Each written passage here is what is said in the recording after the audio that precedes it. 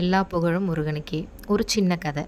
ஒரு அடர்ந்த காட்டுக்குள்ளே ஒரு எறும்பு இருக்குது. அந்த எறும்பு வந்து தினமும் போயிட்டு அதுக்கு தேவையான சாப்பாடுகளை சாப்பிட்டுட்டு மீதி இருக்கிறத கொண்டு வந்து அது பொந்துக்குள்ளே சேர்த்து வச்சிட்ருக்கு. இது அதே காட்டில் இருக்கிற வெட்டுக்கிளி பார்த்துட்டு, ஏன் நீ வந்து உனக்கு தேவையானதை மட்டும் சாப்பிட வேண்டியதானே, ஏன் கொண்டு போய் சேர்த்து வச்சிட்ருக்க அப்படின்னு. அதுக்கு எறும்பு சொல்லுது, மழை நாள் வரப்போது, நமக்கு தேவையான சாப்பாடு எல்லாத்தையுமே நம்ம இப்போ சேர்த்து வச்சுக்கணும்னு.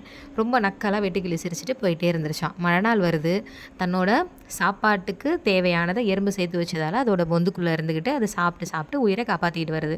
வெட்டுக்கிளிக்கு சாப்பாடு கிடைக்காம தன்னோட தவறை உணர்ந்து எறும்புக்கிட்ட போய் ஹெல்ப் கேட்குது. எறும்பு என்ன சொல்லுது, சாப்பாட்டை கொடுத்து இதுக்கு தான் வந்து சேமிப்பு வந்து நம்ம வாழ்க்கைக்கு ரொம்ப முக்கியம் அப்படின்னு சொல்லுது.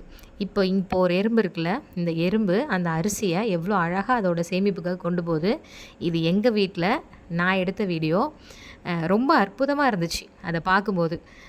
எவ்வளோ அழகாக தன்னோட தேவைக்காக அதை சேர்த்து வைக்கிது. இன்னொன்று, அடுத்தவங்க உழைப்பில் வாழாமல் உழைச்சி கொண்டு போய் அங்கே வைக்கிது. அதனால் என்றைக்குமே நம்ம அடுத்தவங்கள கஷ்டப்படுத்தாமல், அடுத்தவங்களோட சாப்பாடுனா எதுவுமே உழைப்பாக இருக்கட்டும், இல்லை பொருள் எதுவாக இருந்தாலும் அடுத்தவங்களோடது நமக்கு தேவையில்லை. நம்ம உழைச்சி அதில் வர்றது தான் நமக்கு நிரந்தரமாக நிலச்சி நிற்கும். Thank you and bye bye.